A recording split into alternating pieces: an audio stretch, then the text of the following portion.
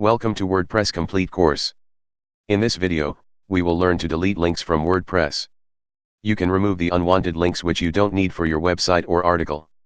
To delete links, click on Pages. Then click on All Pages.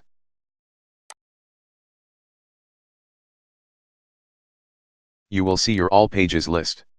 When the cursor hovers on the page, then a few options gets displayed.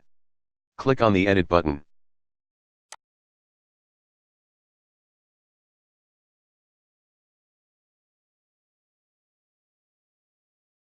Now click on the text. And click on the Remove Link symbol.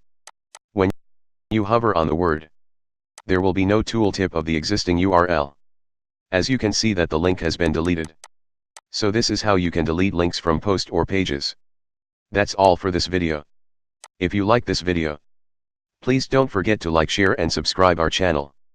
And if you have any question, please comment below and I will be happy to help you. Thanks for watching this video. And I will see you in next video. Goodbye.